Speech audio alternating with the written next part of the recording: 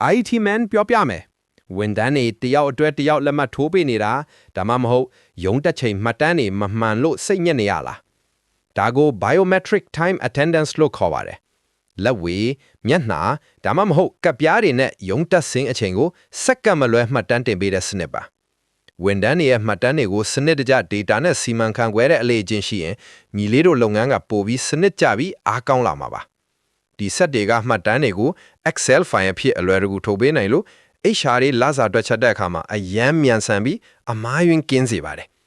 အားသာချက်ကတော့ data တွေက100%တိကျပြီးလိမ်လို့မရတာဖြစ်ပြီးအားနည်းချက်ကတော့လက်တွေညစ်ပတ်နေရင်ဒါမှမဟုတ်စက်မှန်ဘလူးဖုံတက်နေရင်ဖတ်ရခက်ခဲတာဖြစ်ပါတယ်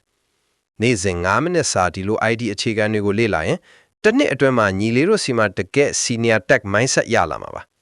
ဥပမာတာမန်လူကလက်မှတ်တွေလိုက်စစ်နေချိန်မှာညီလေးက report ကိုကြည့်ပြီးဝန်ထမ်းတွေရဲ့နောက်ကျတဲ့အချိန်ကိုတစ်စက္ကန့်တွင်းသိနေမှာမျိုးပါနေ့စဉ်9မိနစ်စာဒီလို ID အခြေခံတွေကိုလေ့လာပြီး senior ID brother ဖြစ်ဖို့ follow လုပ်ထားပါရန်ကုန်မြို့တွင်းမှာ ID services တွေလိုအပ်ရင်ကျွန်တော်တို့ ID man ကိုဆက်သွယ်လိုက်ပါနော်